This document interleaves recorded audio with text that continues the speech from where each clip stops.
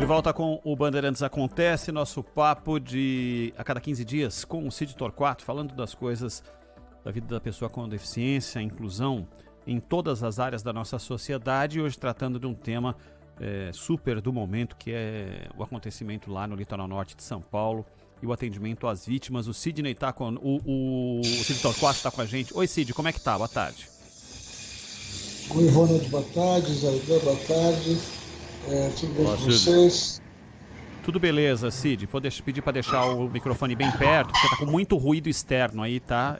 Se você puder deixar bem próximo de ti, que tá com bastante ruído externo.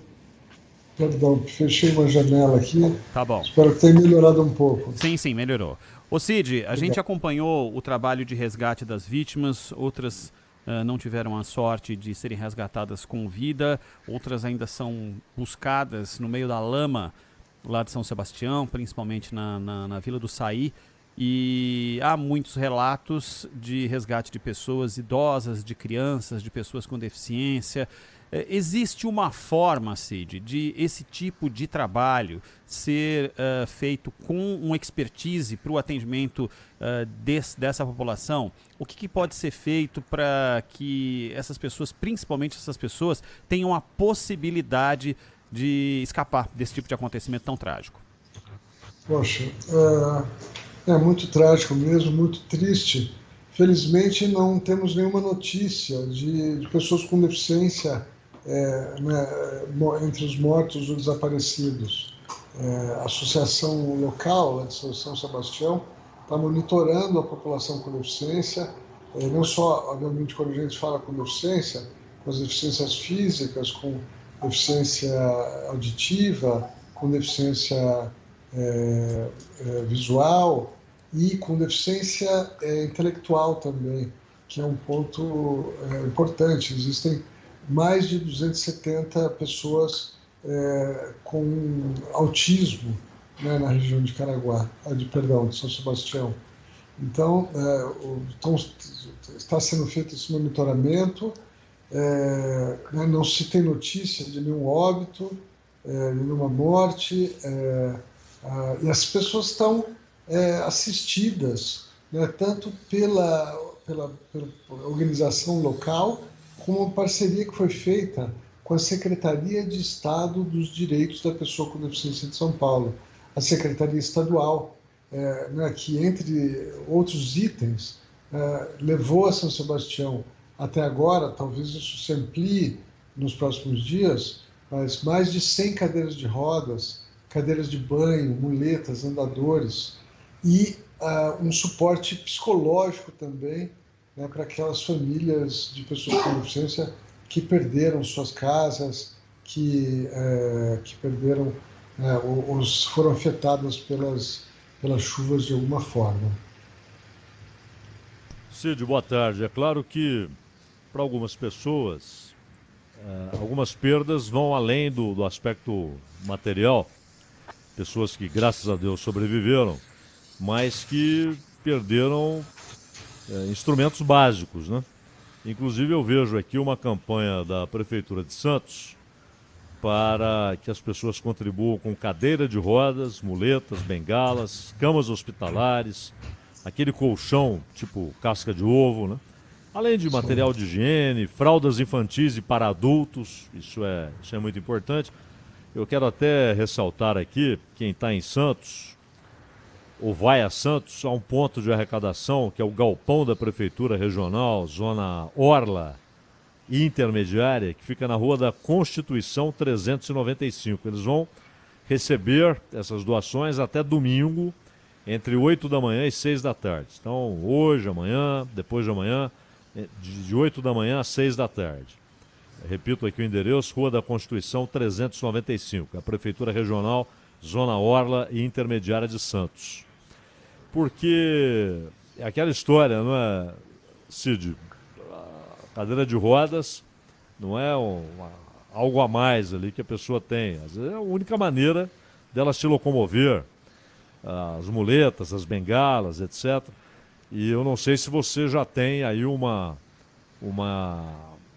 informação, ou pelo menos uma impressão de como tem sido a resposta da sociedade a essa campanha e também a campanha da bancada paulista no Congresso Nacional, que por intermédio aí do governo do estado também tem uma campanha de arrecadação, né, Cid?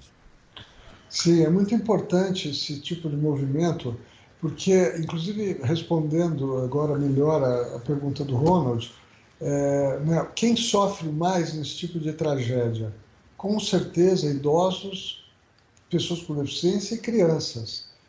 Eu, inclusive, alguns anos atrás, fui convidado para um evento no Japão, onde exatamente o tema da discussão era esse: como evitar, né, mortes de pessoas com deficiência, de idosos, né, de crianças nessas situações.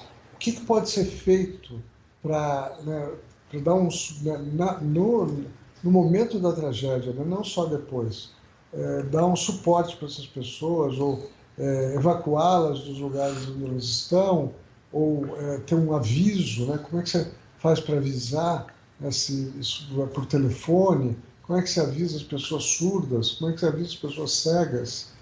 Como é que você resgata as pessoas com deficiências motoras? Então, tudo isso são temas que são né, debatidos, inclusive pela Defesa Civil aqui no Brasil. Eu lembro, né, de interlocuções aí com o governo do Estado no passado, pensando nisso, né, discutindo essa questão. Como, né, melhor atender as pessoas com deficiência nesses momentos e evitar, né, tantas mortes. A gente lembra daquela tragédia no Japão, daquele tsunami, dos 30 mil mortos, percentualmente o número de pessoas com deficiência, de idosos e crianças, suplantava das pessoas, né, dos outros segmentos da sociedade. Então, esse é um tema para ser discutido, né, e não só após a tragédia acontecer, né, você tem que ter discutido antes, né, como estão tentando fazer agora, novos cadastros de pessoas, identificando geograficamente onde estão as pessoas com deficiência em áreas de risco. Acho que isso é uma medida muito válida, né, e pensar, né, antes da tragédia, o que fazer para que, se não evitá-la, pelo menos que a resposta a ela seja mais rápida e efetiva. Ô Cid, quando a gente fala do deslocamento das pessoas que têm algum tipo de deficiência, a gente já teve tragédia de diferentes formas, né? No morro, na parte plana, a gente já teve de tudo. Mas na Vila do Saí, especificamente, em que as casas foram construídas no pé do morro, ali naquele pedaço, vendo as imagens, eu fico imaginando, Cid, como seria possível, já numa situação normal de deslocamento, eu imagino um cadeirante, como é que faria para andar por ali. Numa situação de emergência, o que pode ser feito? Porque as pessoas nem sempre podem ser carregadas. Às vezes não é daquele jeito, as pessoas têm algum tipo de problema na coluna que não pode ter esse tipo de deslocamento. Como preparar para um primeiro atendimento? Os bombeiros, que não necessariamente serão a linha de frente, porque a primeira pessoa que vai para tentar resolver é o morador que está ali tentando ajudar. Como fazer para que as pessoas tenham a mínima condição de transportar pessoas, idosos ou quem tem algum tipo de deficiência em situações de emergência? Então, Ronald, eu olhando as fotos, eu fiquei imaginando eu com a minha cadeira de rodas, aquele barro, né? Era simplesmente intransitável. E os desníveis, né, Cid? Sim, os desníveis. os degraus, né? Eu tô falando para você porque a gente tá falando da Vila do Saí, que é uma situação extrema, em que as pessoas moram numa condição abaixo do que merecem, sem dúvida nenhuma. Mas posso te falar, por exemplo, do bairro que eu tô morando hoje, que é a Vila Pompeia, em que, por exemplo, uma rua como a Augusto de Miranda, que é uma rua de paralelepípedo e que tem as calçadas com desníveis que chegam a 30, 40 centímetros. Então, se ali, e não tem nenhuma condição de passar com cadeira de roda, nem na rua, nem na calçada, de jeito nenhum. Eu imagino numa situação dessa, eu tô falando de um bairro de classe média alta, em São Paulo, eu imagino na Vila do Saí, como é que você faz para transportar uma pessoa ali? Sim, bom, a questão das calçadas, eu digo que é uma tragédia nacional também. as calçadas, Ronald, porque isso não é só em São Paulo, é no Brasil inteiro. Nós já comentamos isso aqui. Porque os políticos, né, principalmente eleitos para governador, prefeitos principalmente, não incentivam a questão da calçada e não cobram dos munícipes, principalmente de comerciantes no centro da cidade, que eles mantenham suas calçadas boas, porque eles acham que eles vão perder votos cobrando as calçadas. Eles não imaginam o impacto que isso tem para a grande maioria da população. E eu falo isso não é da boca para fora, não, é de conhecimento de causa. Eu, quando estava trabalhando no Estado, era secretário adjunto desta mesma Secretaria dos Direitos da Pessoa com Deficiência, e um dos meus trabalhos era rodar o interior, conversando com prefeitos e estimulando os prefeitos a criarem secretarias municipais ou coordenadorias, ou seja, alguma instância para lidar com a questão da pessoa com deficiência, que é importante, porque se não tem ninguém lidando com aquele assunto não existe na pauta do governo, do município. Então, eu conversei com muitos prefeitos e sempre muito evasivos nessa questão de cobrar calçadas. Né? Isso eu estou falando de calçadas regulares. Você está dando um exemplo que nós temos muitos aqui no estado de São Paulo, infelizmente, de ruas que têm, entre uma casa e outra, desníveis que são intransponíveis. Então, são atléticos, viu, Cid? A pessoa tem que vir tomar um impulso para se estiver na subida, então nem se fale. Com cadeira de rodas, impossível. Então, o que tem que acontecer? Isso não pode deixar acontecer, porque depois que acontece, mudar é muito difícil. Imagina você nessa mesma rua que você citou, Ronald, imagina como é que seriam as obras hoje para deixar tudo transitável. E mais, na verdade, o impacto que isso teria nos próprios moradores, porque a maior parte das obras seriam internas nas casas. Por quê? O que fazem hoje as pessoas e não pode fazer? Eles colocam a rampa na calçada. Então, se precisa, por exemplo, acesso a um carro, eles resolvem a questão dos desníveis na calçada e não dentro da sua propriedade. A calçada tem que acompanhar a curvatura da rua, 100 degraus, e cada morador tem que resolver no seu próprio lote a questão do acesso à sua propriedade, e não colocar, como a gente vê hoje, isso não é segredo para ninguém, todo mundo conhece isso, as pessoas resolveram essa questão do acesso às residências do lado de fora, na calçada, criando os desníveis. Exato. Então isso não pode, Zaidan, não pode deixar acontecer isso, porque depois remediar ou consertar é praticamente impossível. Claro, claro. Ô Cid, uma última pergunta aqui da minha parte. A gente soube que havia um projeto para a construção ali de um novo bairro, em lugar seguro, para quem mora em áreas de risco ali no Saí. E esse projeto ficou engavetado por 7 anos. Agora, o Tarcísio de Freitas, governador, diz que pretende executá-lo.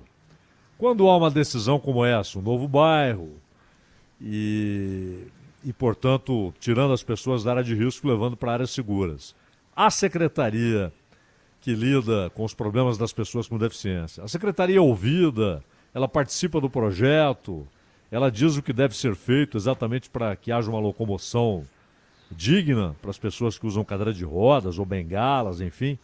Existe essa preocupação? A secretaria é ouvida ou não? Já depende muito da gestão. Eu sempre tive uma interlocução muito boa, tanto no governo do Estado como na prefeitura. E eu quero parabenizar aqui meu amigo Marcos da Costa, o secretário estadual dos Direitos da Pessoa com Deficiência, pela sua atuação desde da posse, mas especificamente agora sobre o nosso assunto aqui do dia, na questão de São Sebastião, principalmente. Eles tiveram uma ação rápida, no sentido de reunir, prover esses recursos de cadeiras de rodas, etc., ao município para que ele estivesse apto a ajudar as pessoas que precisam, né? Então, quero parabenizar, a resposta foi bastante rápida. E assim que tem que ser mesmo, né? Não dá para ficar esperando, principalmente numa questão como essa, onde as pessoas com deficiência, idosos, né, crianças, sofrem tanto. Então, gostei da reação e agora é tomar as medidas daqui para frente, medidas para construir um ambiente melhor, mais seguro, começando, né, por esse cadastro que está sendo feito para identificar exatamente onde estão geograficamente as pessoas com deficiência nas áreas de risco. E aí provocar junto à Defesa Civil, né, a própria Polícia Militar, que é tão importante nesse processo, discussões de procedimentos de salvamento, né, o Ronald comentou, né, como difícil ali em certas situações, mesmo salvar, retirar alguma pessoa com deficiência, mas haver treinamento para isso, né, discussão dessas questões, porque sem tocar no assunto, sem treinar, sem tentar prever certas situações, a coisa não vai acontecer mesmo. Isso tem que ser na base do planejamento futuro. Então, espero que isso sirva de aprendizado, né, e que um aprendizado tardio, porque a gente sabe se essas coisas ocorrem, né, todos os anos, praticamente em menor ou maior escala, mas, né, nós nos preparamos mais para esses momentos tão delicados. Cid Torquato, que sempre colabora conosco a cada 15 dias aqui na Rádio Bandeirantes, batendo papo sobre a vida da pessoa com deficiência, a inclusão na sociedade, de uma forma ampla, geral e restrita. Cid, um abraço para você, até a próxima. Bom fim de semana a todos, obrigado. Valeu, tchau, tchau.